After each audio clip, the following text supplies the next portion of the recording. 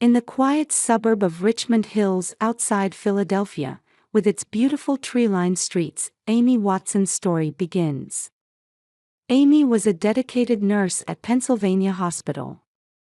Her kindness and compassion were highly valued by her patients, and she greeted them with a smile every day, easing their anxieties.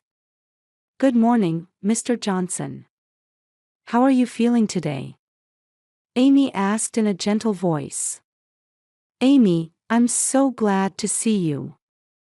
Hospital life isn't so bad when you're around," the elderly patient smiled back. Amy had been married for 3 years to Richard Watson, who taught history at the local high school. Richard was a reserved, intellectual man who drove an old car and seemed to live a modest life. One evening during dinner, Richard gently embraced Amy from behind. "How was your day?" "Busy but fulfilling. How about yours? How's the preparation for your new history class coming along?" Amy kissed her husband on the cheek. "Good. I'm thinking about a new approach to teaching the Civil War. I want the students to read actual letters from that time so they can understand people's experiences."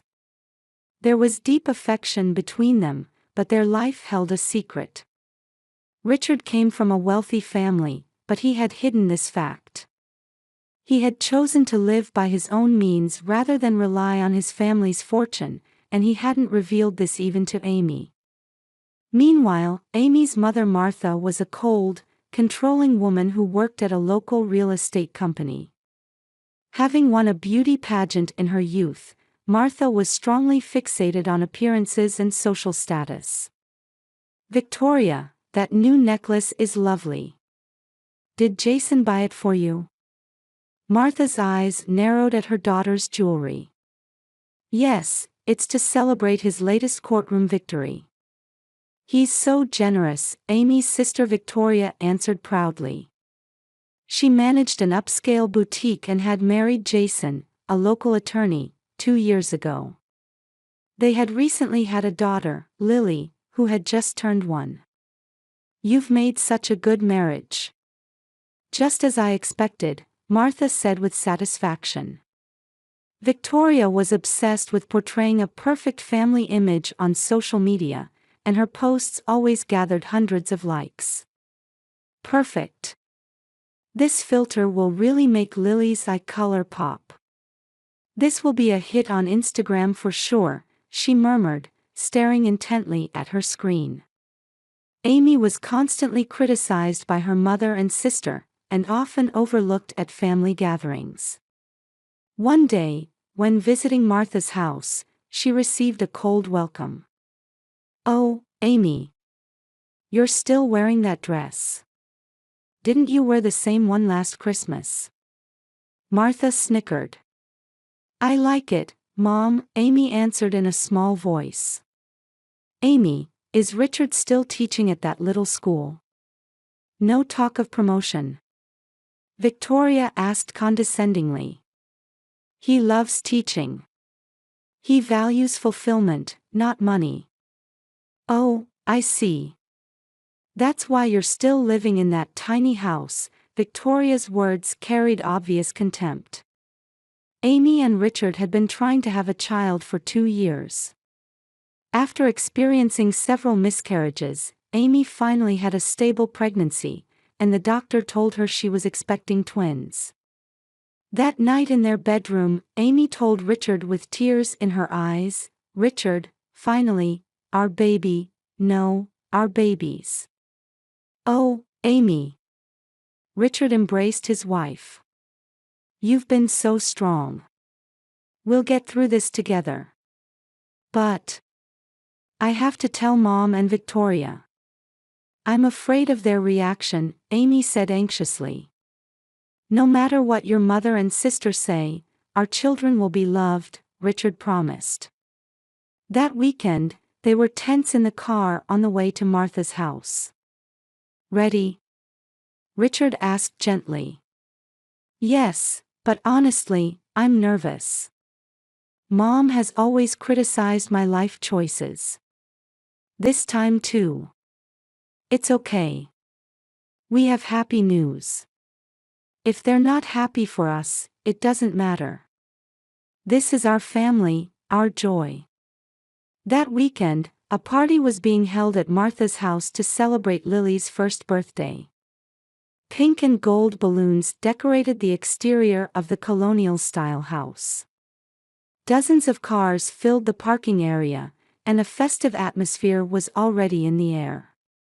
About 20 relatives and friends had gathered in the living room, engaged in lively conversation. The table was loaded with typical American family dishes: roast beef, mashed potatoes, green bean casserole, and Martha's famous apple pie. When Amy and Richard arrived, Victoria greeted them with a perfunctory smile. "Finally, you're here. Everyone has already started eating." Amy handed Lily a small gift. "Happy birthday, Lily. I picked this out especially for you." The small box wrapped with a pink ribbon contained a wooden toy. Lily laughed innocently and reached for the present. Victoria intercepted it, saying, "Oh, that's cute." But Lily needs something more sophisticated, and promptly set the box aside. Amy took a deep breath and headed to the kitchen.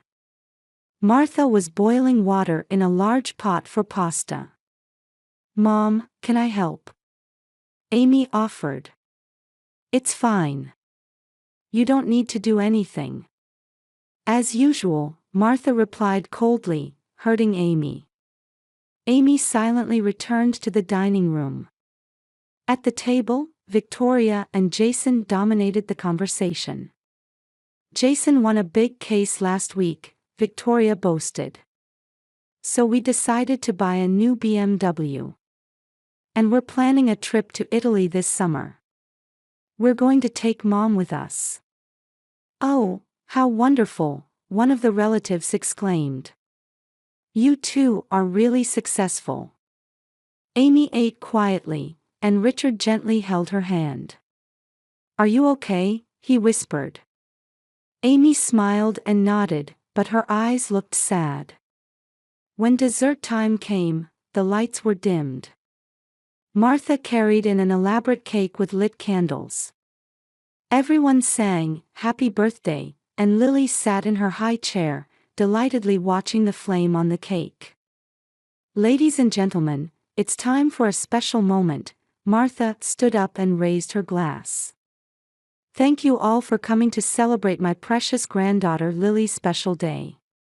Victoria and Jason are wonderful parents, and Lily is the best grandchild I could hope for. She is the future of our family, our pride." As everyone applauded, Amy and Richard exchanged glances. Amy took a deep breath and nodded to Richard. "It's time," she whispered. "Actually, we have an announcement to make." Amy nervously stood up. The room grew quiet, and all eyes turned to her. "Richard and we're expecting twins. Early next year, Lily will have 2 cousins." A momentary silence dominated the room. Then, Amy could see disgust creeping onto Victoria's face and Martha's eyes widening with anger. "Oh, is that so?" Martha said without changing her tone. "Your sister's child is barely 1 year old, and you're trying to spoil that." "Mom, what are you saying?" Amy asked in confusion. She could feel her heart racing as she sensed the tension in the room.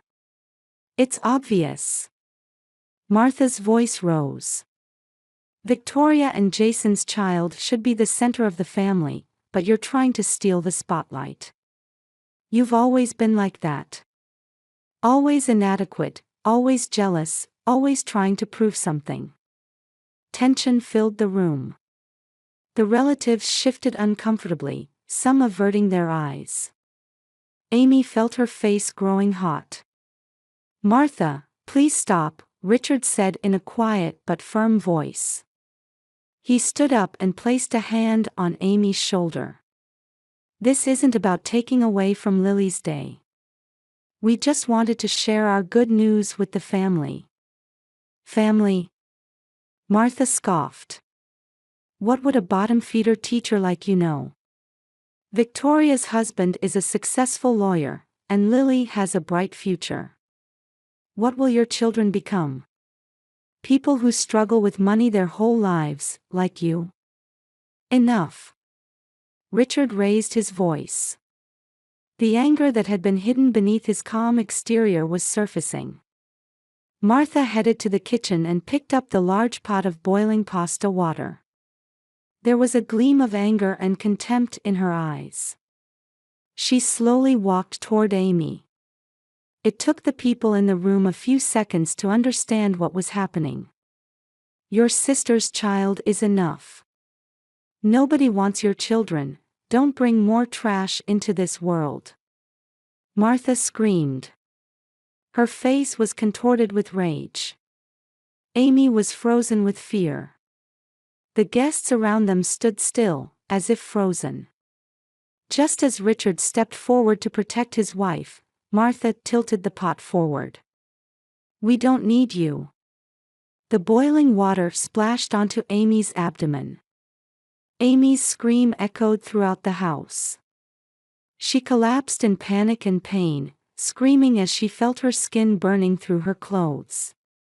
She instinctively curled up to protect her abdomen, but the hot water had already flowed down to her thighs. Amy!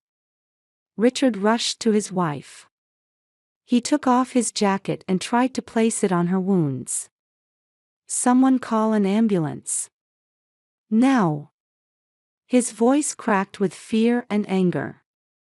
While the people in the room panicked, Victoria put her arm around Martha's shoulders, a satisfied smile on her face. You finally got what you deserved, she said quietly. Amy began to lose consciousness from the intense pain. Through her blurring vision, the last thing she saw was her husband's terrified face and the cold, satisfied expressions of Victoria and Martha. Richard, the babies. Amy said in a faint voice. Her consciousness was gradually fading. In the distance, the sound of approaching ambulance sirens could be heard. Richard gently cradled Amy, sending a cold look toward Martha and Victoria. In his eyes was a determination they had never seen before. A doctor's voice echoed in the hospital corridor giving instructions. Paramedics carried Amy in on a stretcher. Richard held her hand tightly, desperately following them. Sir, please wait here, a nurse said in a kind but firm tone. We need to begin treatment immediately. We'll update you on her condition as soon as possible. Richard collapsed into a chair in the waiting room, holding his head in his hands. His hands were shaking, and his face showed a mixture of fear and anger. He took out his smartphone and dialed a number. Uncle Robert. I need your help urgently, he spoke in a low voice. Yes, my wife, it's an emergency. Can you come to Philadelphia from Boston right away? Hours later, Amy woke up in the intensive care unit at the University of Pennsylvania Hospital. Her abdomen and thighs were covered in bandages, and an N4 was connected to her arm. The room was dimly lit, and it was already night outside. She could see Richard sleeping in a chair. Richard! Amy called out in a hoarse voice. Richard jumped up and took her hand. Amy! I'm so glad you're awake. I'll call the doctor. Wait, the babies? Amy asked in a trembling voice. Richard smiled reassuringly. They're fine. Both of them. The doctor said that thanks to your clothes absorbing most of the heat, there was minimal direct damage to the babies. Amy sighed with relief, and tears streamed down her face. Thank goodness, thank goodness. The doctor entered the room and checked Amy's condition. Mrs. Watson, I'm glad you've regained consciousness. Our tests show that your babies are safe. However, you have suffered second-degree burns. Recovery will take time. Thank you, doctor, Amy answered weakly. The police are here. When you're ready to talk about your condition, they would like to hear your testimony. Amy nodded sadly. She was trying to accept the reality that she would have to press charges against her mother and sister. The next morning, 2 detectives visited Amy's hospital room. Mrs. Watson, you've been through a terrible experience. Could you tell us about yesterday's events, as much as you're able? The female detective asked gently. Amy explained the day's events to the police in detail: the pregnancy announcement, Martha's anger, and the horrific assault. The 2 detectives took detailed notes. Martha Johnson and Victoria Clark have already been arrested. They are being held on suspicion of aggravated assault and harm to a fetus, the male detective explained. Several party attendees recorded the incident. The evidence is clear. After the detectives left, Richard returned to Amy's hospital room with a strange expression, a mixture of determination and sadness. He sat down and took a deep breath. Amy, there's something I need to tell you, he said quietly. I haven't been honest. About my family. The door opened, and an elderly man in an expensive suit entered. Richard, it's time. Amy, this is my uncle, Robert Morrison, Richard introduced. He's one of the most famous lawyers in Boston and also our family's legal counsel. The Watson family's legal counsel, to be precise, Robert corrected, nodding to Amy. It's an honor to meet you, Amy. Richard has told me a lot about you. Amy looked at them both with a confused expression. The Watson family. Legal counsel. Richard, what's going on? Richard looked at his wife apologetically. My family is wealthy. Quite wealthy. We're the founding family of Watson Pharmaceuticals. Amy's eyes widened in surprise. Watson Pharmaceuticals. But why didn't you tell me? I wanted people to see me for who I am, not for my family's wealth, Richard explained. And I wanted to live by my own means. I wanted to be a teacher and live a normal life. But now. His voice hardened. Now it's time to use that wealth and power to protect you and our children. Robert Morrison opened his briefcase containing documents. In addition to the criminal charges against Martha Johnson and Victoria Clark, we will also file a civil lawsuit. We will seize all their assets and take legal measures to ensure they cannot harm you or your children in the future. Is this revenge? Amy asked quietly.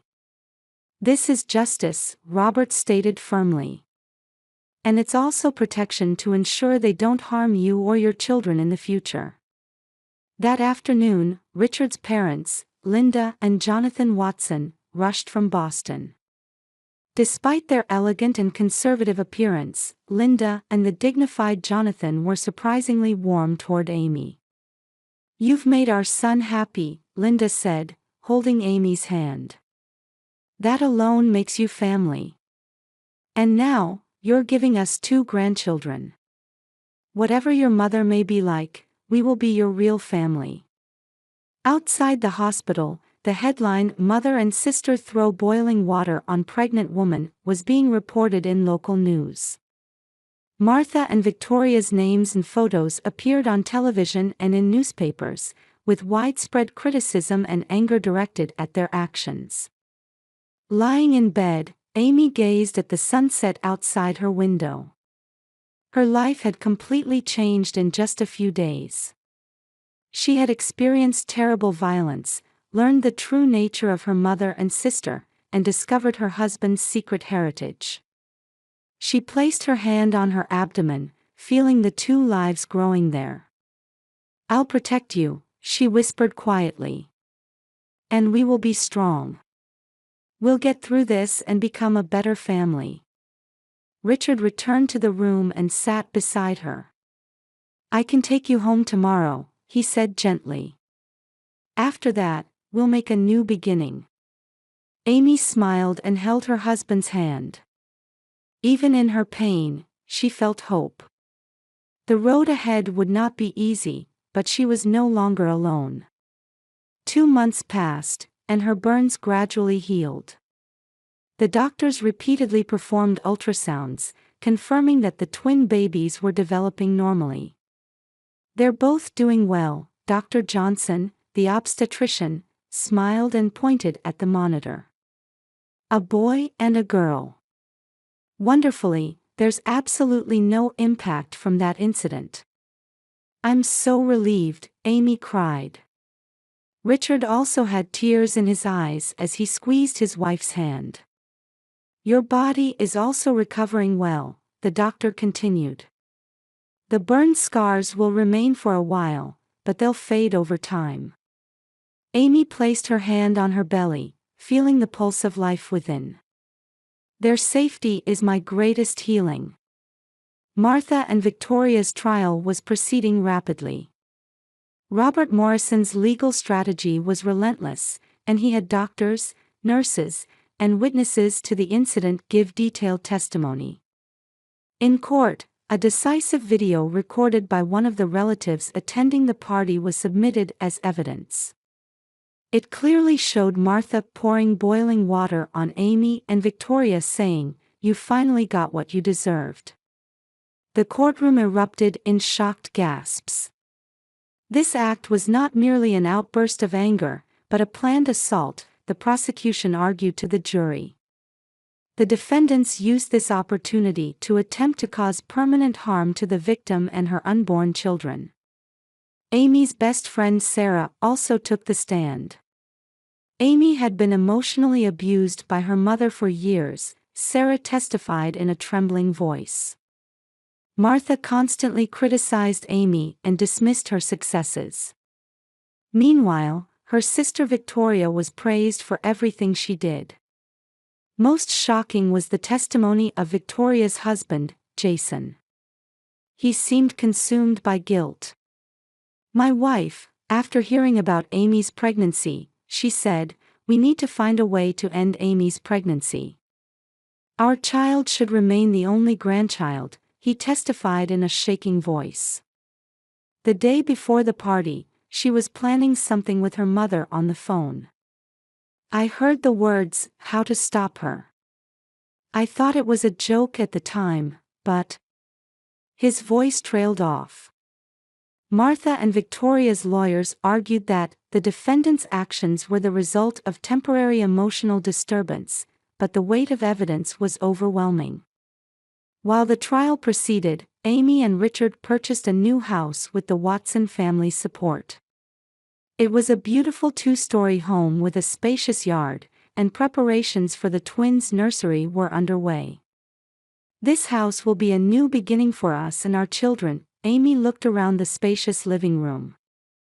It will be a place where they grow up safe and loved. At the courthouse, Judgment Day finally arrived. The courtroom was packed with spectators and reporters. Defendant Martha Johnson, you have been found guilty of aggravated assault and harm to a fetus, the judge said with a stern expression. This court sentences you to 8 years in prison. Defendant Victoria Clark, you are sentenced to 5 years in prison as an accomplice. Additionally, they were ordered to pay a combined $5 million in damages. Amy quietly cried. This was a victory, but there was also sadness in her heart. The family was permanently divided, and her children would grow up never knowing their maternal grandmother or aunt. All I ever wanted was just for them to love me, Amy quietly told Richard. A week after the sentencing, while Amy was having a regular checkup at the hospital, an unexpected visitor appeared. It was Victoria's husband Jason, carrying his 1-year-old daughter Lily. May I talk to you? He asked nervously. Amy nodded and invited Jason and Lily into the waiting room. "I'm proceeding with divorce from my wife," Jason explained. "But I want Lily to know her cousins. She's an innocent child. And I don't want her to grow up with hatred." Amy looked at little Lily. She had Victoria's eyes and smile, but there was no malice in her innocence. "Of course," Amy answered kindly. "Lily is always welcome. When our children are born, I'm sure they'll get along well." In this moment, Amy understood what true victory was. It wasn't revenge, but breaking the chain of hatred for the next generation. "I may not be able to forgive, but I'll move forward for the children," Amy resolved. "Lily is part of our family. She doesn't need to bear her mother's mistakes." Richard agreed and invited Jason and Lily for weekend dinners. New family bonds were beginning to heal old wounds. 5 years passed. In the garden of the Richmond Hills mansion on a beautiful summer day, children's laughter echoed. Amy and Richard's twins, Matthew and Sophia, were now 4.5 years old, playing energetically with Lily. "Matthew, throw the ball," called 6-year-old Lily. With her blonde hair tied in a ponytail, she had inherited her mother's beauty, but her character was gentle and thoughtful. "Here you go, Lily." Matthew answered cheerfully, throwing the ball. Amy watched them from the terrace while enjoying a warm cup of coffee. Faint burn scars still remained on her abdomen and thighs, but she was no longer ashamed of them. For her, they were proof of the trials she had overcome. "I'm glad the children get along so well," Jason said as he sat on the terrace. He had remarried, and a 6-month-old baby had been born to him and his new wife, Carol. "Lily looks forward to coming here every weekend. We also look forward to having her," Amy smiled. "She's really a wonderful child." Richard came out onto the terrace with a pitcher of cold lemonade. "Jason, how are the recent consultations going?" he asked. Jason had started working as a legal advisor for the Watson Foundation, introduced by Richard. "They're going well. Last week's charity event was a huge success," Jason answered. "Amy's scholarship program is gaining a lot of support." Amy smiled as she gazed at the garden. She had used her tragic experience to establish a foundation supporting victims of domestic violence. Named Angel Wings, this foundation had helped hundreds of women and children over the past few years. "I'm planning to go to Manford Women's Prison next week," Amy suddenly said. Jason and Richard looked at her with surprised faces. "To see Martha?" Richard asked quietly. Amy nodded. "It's been 5 years. I have nothing to say to her, but she might have something to say to me." She took a deep breath. "And I feel like it's time to end something." The following week, Amy sat in the state prison's visitor waiting room. Her heart was pounding, but her expression was calm. The door opened, and Martha appeared in an orange prison uniform. 5 years of prison life had changed her. Her once confident demeanor was gone, and she looked old and tired. When she saw Amy, she stopped for a moment and opened her eyes wide. "Amy," Martha said in a trembling voice. "I didn't think you'd come." "I didn't think I would either," Amy answered quietly. Martha sat at the table and folded her hands. Her eyes were red, and her wrinkled face showed deep regret. "The children, are they well?" Martha asked timidly. "Yes, Matthew and Sophia are doing fine. They're growing into very bright and caring children," Amy answered calmly.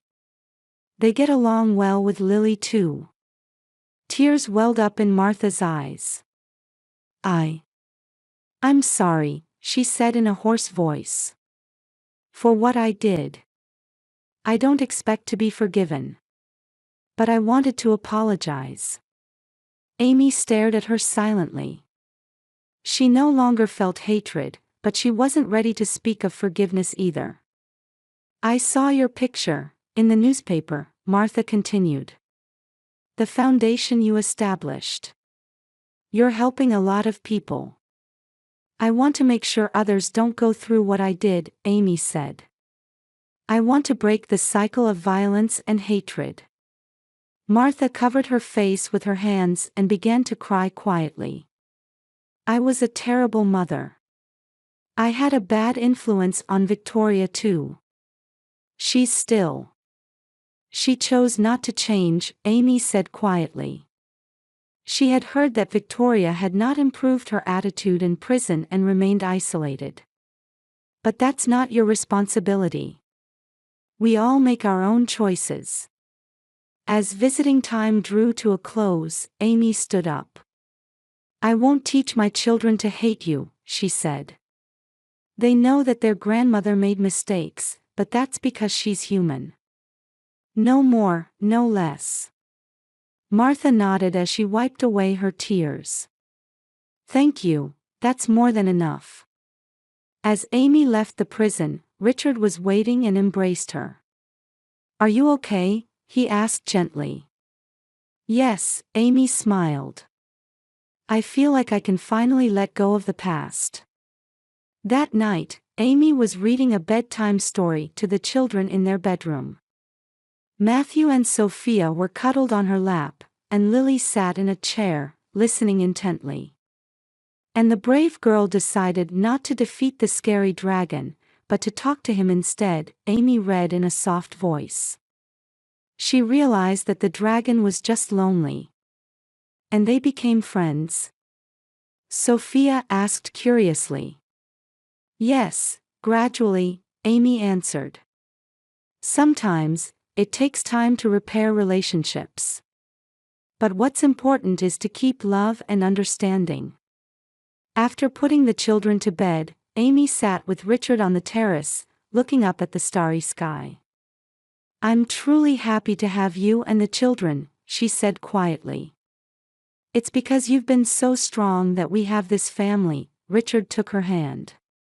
Beyond the pain of the past, Amy had found true healing.